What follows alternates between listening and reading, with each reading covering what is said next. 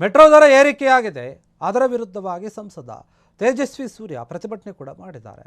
ಅದು ಒಂದು ಖಾಲಿ ಟ್ರಕ್ಕನ್ನು ಹಿಡಿದುಕೊಂಡು. ಅದಕ್ಕೆ ಕಾಂಗ್ರೆಸ್ ಸರ್ಕಾರ ಏನು ಮಾಡಿದೆ, ಅವ್ರನ್ನ ಬಂಧಿಸಿದೆ. ಪೊಲೀಸರು ಅವ್ರನ್ನ ವಶಕ್ಕೆ ಪಡೆದುಕೊಂಡಿದ್ದಾರೆ. ಇದೇ ವಿಚಾರವಾಗಿ ಕಾಂಗ್ರೆಸ್ ಸರ್ಕಾರದ ವಿರುದ್ಧ ವಾಗ್ದಾಳಿಯನ್ನು ನಡೆಸಿದ್ದಾರೆ. ರಾಜ್ಯ ಸರ್ಕಾರದ ಖಜಾನೆಯಲ್ಲಿ ದುಡ್ಡೇ ಇಲ್ಲ, ಎಲ್ಲವೂ ಕೂಡ ಖಾಲಿಯಾಗಿದೆ ಅಂತ ತೇಜಸ್ವಿ ಸೂರ್ಯ ವಾಗ್ದಾಳಿ ನಡೆಸ್ತಾ ಇದ್ದಾರೆ ರಾಜ್ಯ ಸರ್ಕಾರದ ವಿರುದ್ಧ. ಮೆಟ್ರೋ ದರ ಏರಿಕೆಯಾಗಿದೆ, ಅದರಿಂದ ಜನರಿಗೆ ತೊಂದರೆ ಆಗ್ತಾ ಇದೆ, ಇದು ಸರಿಯಲ್ಲ ಅಂತ ಹೇಳಿ ಅವರು ಪ್ರತಿಭಟನೆ ಮಾಡ್ತಾ ಇದ್ದಾರೆ. ಬಿಜೆಪಿ ಸಂಸದ ಆಗಿರುವಂತಹ ತೇಜಸ್ವಿ ಸೂರ್ಯ ಅವರನ್ನ ಪೊಲೀಸರು ವಶಕ್ಕೆ ಪಡೆದಿದ್ದಾರೆ. RV ರೋಡ್ ಮೆಟ್ರೋ ನಿಲ್ದಾಣದಲ್ಲಿ ಖಾಲಿ ಟ್ರಂಕನ್ನು ಹಿಡಿದುಕೊಂಡು ಅದನ್ನು ಪ್ರದರ್ಶನ ಮಾಡಿ ಪ್ರತಿಭಟನೆ ಮಾಡಿದರು. ಕಾಂಗ್ರೆಸ್ ಆಡಳಿತದ ಕರ್ನಾಟಕದಲ್ಲಿ ನ್ಯಾಯ ಕೇಳಿದ್ರೆ ಬಂಧಿಸ್ತಾರೆ. ಸಾರ್ವಜನಿಕರು ಏನಿದ್ದಾರೆ, ಸಾರ್ವಜನಿಕ ಸಾರಿಗೆ ಮತ್ತು ಉತ್ತಮ ಮೂಲಸೌಕರ್ಯವನ್ನು ಕೊಡಿ ಅಂತ ಹೇಳಿದರೆ ಈ ರೀತಿಯಾಗಿ ಮಾಡ್ತಾರೆ. ಉತ್ತಮ ಬೆಂಗಳೂರಿಗಾಗಿ ಹೋರಾಟ ಮಾಡುವುದೇ ಅಪರಾಧನ ಅಂತ ಪ್ರಶ್ನೆ ಮಾಡ್ತಾ ಇದ್ದಾರೆ. ಹಾಗಾದರೆ ನಾನು ನ್ಯಾಯ ಕೇಳಿದ್ದಕ್ಕೆ ನೀವು ಏನಾದರೂ ಬಂಧಿಸ್ತೀರಿ ಅಂತಾದರೆ ನಾನು 1000 ಬಾರಿ ಬಂಧನಕ್ಕೊಳಗಾಗುವುದಕ್ಕೂ ರೆಡಿ ಅಂತ ಹೇಳ್ತಾ ಇದ್ದಾರೆ. ಮೆಟ್ರೋ ದರ ಏರಿಕೆ ಏನಿದೆ ಅದು ಮಧ್ಯಮ ಮತ್ತು ಬಡ ಜನರಿಗೆ ತುಂಬ ಕಷ್ಟ ಆಗುತ್ತೆ, ಭಾರ ಆಗುತ್ತೆ. ಮೆಟ್ರೋ ದರವನ್ನು ಏರಿಕೆ ಮಾಡಿರೋದು ಸರಿಯಲ್ಲ. ರಾಜ್ಯ ಸರ್ಕಾರದ ವಿರುದ್ಧ ತೇಜಸ್ವಿ ಸೂರ್ಯ ಒಂದು ರೀತಿಯಾಗಿ ವಾಗ್ದಾಳಿಯನ್ನು ಮತ್ತು ಆಕ್ರೋಶವನ್ನು ವ್ಯಕ್ತಪಡಿಸ್ತಾ ಇದ್ದಾರೆ. ಏನು ಮಾಡೋಕೆ ಹೊರಟಿದ್ದೀರಾ ನೀವು? ರಾಜ್ಯದಲ್ಲಿ ಬಡ ಜನರಿಗೆ ಅಭಿವೃದ್ಧಿ ಕೆಲಸಗಳು ಆಗ್ತಾ ಇಲ್ಲ, ಅವರ ಏಳಿಗೆಗಾಗಿ ನೀವು ಯಾವ ಕೆಲಸವನ್ನು ಕೂಡ ಮಾಡ್ತಾ ಇಲ್ಲ. ಅಷ್ಟೇ ಅಲ್ಲ, ಬರೀ ಗ್ಯಾರಂಟಿ ಯೋಜನೆ ಅಂತ ಹೇಳಿಕೊಂಡು ರಾಜ್ಯ ಸರ್ಕಾರದ ಖಜಾನೆಯನ್ನು ಖಾಲಿ ಮಾಡಿದ್ದೀರಿ, ಸಾಕಷ್ಟು ಸಾಲವನ್ನು ಮಾಡಿದ್ದೀರಿ. ಇದು ಎಷ್ಟರ ಮಟ್ಟಿಗೆ ಸರಿ ಅಂತ ಹೇಳಿ ನೋಡಿ. ರಾಜ್ಯ ಸರ್ಕಾರದ ಹತ್ರ ಏನೂ ಕೂಡ ಇಲ್ಲ, ಅದಕ್ಕೆ ಈ ರೀತಿಯಾಗಿ ದರವನ್ನು ಹೆಚ್ಚಳ ಮಾಡ್ತಾ ಇದ್ದಾರೆ ಅಂತ ಹೇಳಿ ಖಾಲಿ ಟ್ರಂಕನ್ನು ಹಿಡಿದುಕೊಂಡು ಪ್ರತಿಭಟನೆಯನ್ನು ಮಾಡಿದರೆ ಇದೇ ವಿಚಾರವಾಗಿ ತೇಜಸ್ವಿ ಸೂರ್ಯ. ಆದರೆ ಅವರನ್ನು ಪ್ರತಿಭಟನೆಯ ಸಮಯದಲ್ಲಿ ಬಂಧಿಸ್ತಾರೆ. ಅದೇ ವಿಚಾರವಾಗಿ ಕೂಡ ಆಕ್ರೋಶವನ್ನು ವ್ಯಕ್ತಪಡಿಸ್ತಾ ಇದ್ದಾರೆ. ನೋಡಿ, ನಾವು ನ್ಯಾಯವನ್ನು ಕೇಳಿದರೆ ಅವರು ನಮ್ಮನ್ನು ಬಂಧಿಸ್ತಾರೆ, ನಾವು ಜನರಿಗೋಸ್ಕರ ಹೋರಾಟ ಮಾಡಿದ್ರೆ ಬಂಧಿಸ್ತಾರೆ, ಒಳ್ಳೆಯ ಬೆಂಗಳೂರನ್ನು ಮಾಡಿ ಅಂತ ಹೇಳಿದ್ರೆ ಅದಕ್ಕೂ ಬಂಧಿಸ್ತಾರೆ, ಮೂಲ ಸೌಕರ್ಯಗಳನ್ನು ಬೇಡಿಕೊಂಡ್ರೆ ಅದಕ್ಕೂ ಕೂಡ ಬಂಧಿಸ್ತಾರೆ. ಕಾಂಗ್ರೆಸ್ ಸರ್ಕಾರದ ಆಡಳಿತ ಈ ರೀತಿ ಆಗಿದೆ. ಹಾಗಾದರೆ ನಾವು ನ್ಯಾಯ ಕೇಳೋದೇ ತಪ್ಪು ಅಂತೀರಾ ಅನ್ನೋದಾದರೆ ನಾನು ಎಷ್ಟು ಸಾರಿ ಆದರೂ ಸರಿ ಬಂಧನಕ್ಕೆ ಒಳಗಾಕೋದಕ್ಕೆ ರೆಡಿ ಇದ್ದೀನಿ, ನೀವೇನಾದರೂ ಮಾಡ್ಕೊಳ್ಳಿ ಅಂತ ಹೇಳಿ ರಾಜ್ಯ ಸರ್ಕಾರದ ವಿರುದ್ಧ ತೇಜಸ್ವಿ ಸೂರ್ಯ ವಾಗ್ದಾಳಿ ನಡೆಸಿದರು. ಮೊದಲನೇದಾಗಿ ಬೆಂಗಳೂರು ಜನರ ಹೋರಾಟದ ಪ್ರತಿಫಲವಾಗಿ ರಾಜ್ಯ ಸರ್ಕಾರ ಏನು ಮೆಟ್ರೋ ದರವನ್ನ 2ನೇ ಬಾರಿ ಏರಿಸಬೇಕು ಅಂತ, ಗಾಯದ ಮೇಲೆ ಬರೆ ಹಾಕಬೇಕು ಅನ್ನುವಂತ ಯೋಜನೆ ಹೊರಟಿದ್ರು. ಅದನ್ನ ನಿನ್ನೆ ಕೇಂದ್ರ ಸರ್ಕಾರದ ಒತ್ತಾಯದ ಮೇಲೆ ಅದನ್ನು ನಿಲ್ಲಿಸಲಾಗಿದೆ. ನಾನು ನಿನ್ನೆ ಕೂಡ ಹೇಳಿದ್ದೀನಿ, ಇದು ಕೇಂದ್ರ ಸರ್ಕಾರ ತಾತ್ಕಾಲಿಕವಾಗಿ ಕೊಟ್ಟಿರುವಂತ ನೆರವಷ್ಟೇ.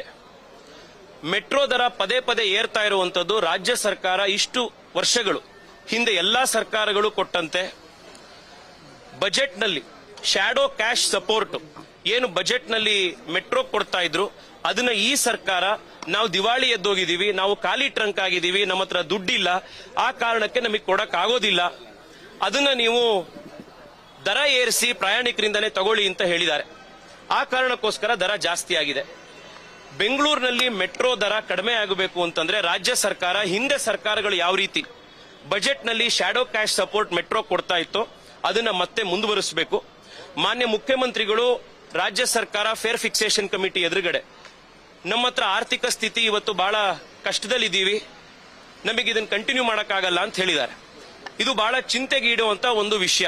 ರಾಜ್ಯದ ಸ್ಥಿತಿ ಹೀಗಾಗಿದೆಯಾ ಅಂತ ಬರ್ತಾ ಇರೋ ಬಜೆಟ್ ಸೆಷನ್ ನಲ್ಲಿ ಮುಖ್ಯಮಂತ್ರಿಗಳು ಶ್ವೇತಪತ್ರ ಹೊರಡಿಸಬೇಕು. ರಾಜ್ಯದ ಆರ್ಥಿಕ ಶಕ್ತಿ ಏನಿದೆ, ಆರ್ಥಿಕತೆ ಏನಿದೆ, ನಿಜವಾಗ್ಲೂ ಕೂಡ ನಮ್ಮ ಹತ್ರ ನಾವು ದಿವಾಳಿ ಎದ್ದೋಗಿದೀವ, ನಿಮ್ಮ ನಾಯಕತ್ವದಲ್ಲಿ ಖಾಲಿ ಟ್ರಂಕ್ ಆಗಿದೆಯಾ ರಾಜ್ಯದ ಖಜಾನೆ, ಇದ್ರ ಬಗ್ಗೆ ಕ್ಲಾರಿಟಿ ಕೊಡಬೇಕು ಅಂತ ಆಗ್ರಹ ಮಾಡ್ತಾ ಇದ್ದೀನಿ. ಮತ್ತೊಮ್ಮೆ ಬೆಂಗಳೂರಿನ ನಾಗರಿಕರಿಗೆ ಇವತ್ತು ನಮಗೆ ಸಿಕ್ಕಿರುವಂತ ಈ ಯಶಸ್ಸಿಗೆ, ಮೆಟ್ರೋ ದರವನ್ನ ಇಳಿಸಿರುವಂತ, ತಾತ್ಕಾಲಿಕವಾಗಾದ್ರೂ ತಡೆ ಹಿಡಿದಿರುವಂತ ಈ ಪ್ರಯತ್ನಕ್ಕೆ ಅವರಿಗೆ ಅಭಿನಂದನೆ ಸಲ್ಲಿಸ್ತೀನಿ. ಅವರ ಬೆಂಬಲಕ್ಕೆ ಯಾವಾಗಲೂ ಕೃತಜ್ಞತೆಯಿಂದ ಇರ್ತೀವಿ ಅಂತ ಈ ಸಂದರ್ಭದಲ್ಲಿ ಜನಕ್ಕೆ ನಮಸ್ಕಾರ. ಮೊದಲನೇದಾಗಿ ಬೆಂಗಳೂರು ಜನರ ಹೋರಾಟದ ಪ್ರತಿಫಲವಾಗಿ ರಾಜ್ಯ ಸರ್ಕಾರ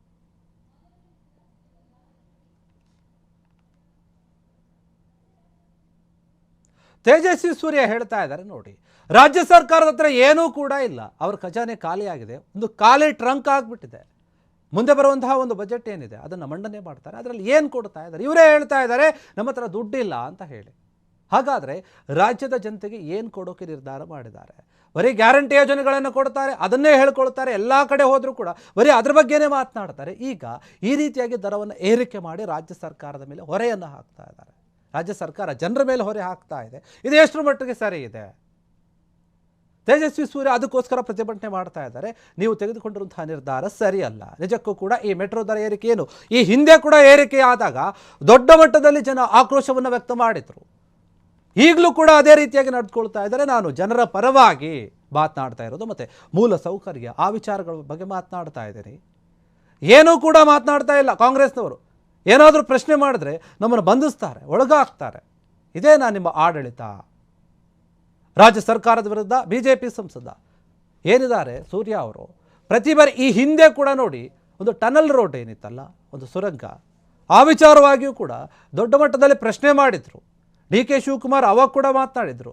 ಈಗ ಮೆಟ್ರೋ ದರ ಏರಿಕೆ ವಿಚಾರವಾಗಿ ಮಾತನಾಡಿದಾಗಲೂ ಕೂಡ, ಪತ್ರವನ್ನು ಬರೆದಾಗಲೂ ಕೂಡ DK ಶಿವಕುಮಾರ್ ಅವ್ರ ಹತ್ರ ಕೇಳಿದವರು ಅವ್ರು ಹೇಳ್ತಾರೆ, ತೇಜಸ್ವಿ ಸೂರ್ಯಗೆ ಇನ್ನೂ ಕೂಡ ಅನುಭವ ಇಲ್ಲ, ರಾಜಕಾರಣ ಏನು ಅಂತ ಗೊತ್ತಿಲ್ಲ, ಸುಮ್ಮನೆ ಬರೀ ಟ್ವೀಟ್ ಮಾಡ್ಕೊಂಡು ಹೋಗೋದು ಅಷ್ಟೇ ಗೊತ್ತಿರೋದು, ಬೇರೇನೂ ಗೊತ್ತಿಲ್ಲ, ಸುಮ್ಮನೆ ಮಾತನಾಡ್ತಾರೆ, ಅವ್ರಿಗೇನು ಗೊತ್ತು ಅಂತ ಹೇಳಿ ಒಂದು ರೀತಿಯಾಗಿ ವ್ಯಂಗ್ಯವಾಗಿ ಮಾತನಾಡಿದ್ರು. ಏನೂ ಗೊತ್ತಿಲ್ಲ, ಸುಮ್ಮನೆ ಮಾತನಾಡ್ತಾರೆ ಅಂತ.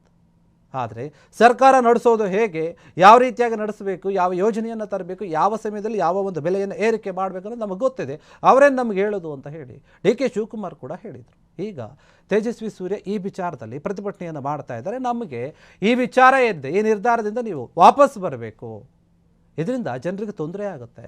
ಮಧ್ಯಮ ವರ್ಗದ ಜನ ಆಗಿರ್ಬೋದು, ಬಡ ಜನರು ಏನಿರ್ಬೋದು, ಅವರೆಲ್ಲರೂ ಕೂಡ ಮೆಟ್ರೋಗೂ ಅವಲಂಬಿತವಾಗ್ತಾರೆ. ಯಾಕೆ ಅಂತಂದರೆ ಮೆಟ್ರೋದಿಂದ ನಾವು ಸ್ವಲ್ಪ ಬೇಗ ಹೋಗ್ಬೋದು ನಮ್ಮ ಕೆಲಸಕ್ಕೆ ಅಂತ. ಹೀಗಿರುವಾಗ ಏನಾಗುತ್ತೆ, ಈ ರೀತಿಯಾಗಿ ನೀವು ಹೆಚ್ಚಳವನ್ನು ಮಾಡಿದ್ರೆ ಅದು ಎಷ್ಟರ ಮಟ್ಟಿಗೆ ಸರಿ? ಇದು ಸರಿಯಲ್ಲ, ನಿಮ್ಮ ನಿರ್ಧಾರವನ್ನು ಬದಲು ಮಾಡ್ಕೊಳ್ಳಿ ಅಂತ ಹೇಳಿ ರಾಜ್ಯ ಸರ್ಕಾರಕ್ಕೆ ಒತ್ತಡ ಆಗ್ತಾ ಇದ್ದಾರೆ. ಅಷ್ಟೇ ಅಲ್ಲ, ನಿಮ್ಮ ಹತ್ರ ಖಾಲಿಯಾಗಿದೆ, ಏನೂ ಇಲ್ಲ, ಅದಕ್ಕೆ ಈ ರೀತಿಯ ನಿರ್ಧಾರವನ್ನು ತೆಗೆದುಕೊಳ್ತಾ ಇದ್ದಾರೆ ಅಂತ ಟೀಕೆ ಕೂಡ ಮಾಡ್ತಾ ಇದ್ದಾರೆ ಈ ವಿಚಾರವಾಗಿ. ಕ್ಷಣ ಕ್ಷಣದ ಸುದ್ದಿಗಳಿಗಾಗಿ ಫ್ರೀಡಂ ಟಿವಿ ಸಬ್ಸ್ಕ್ರೈಬ್ ಮಾಡಿ, ಲೈಕ್ ಮಾಡಿ ಹಾಗೂ ಫಾಲೋ ಮಾಡಿ. ಹೊಸ ಸುದ್ದಿಗಳ ನೋಟಿಫಿಕೇಶನ್ಗಾಗಿ ಬೆಲ್ ಐಕಾನ್ ಮೇಲೆ ಕ್ಲಿಕ್ ಮಾಡಿ.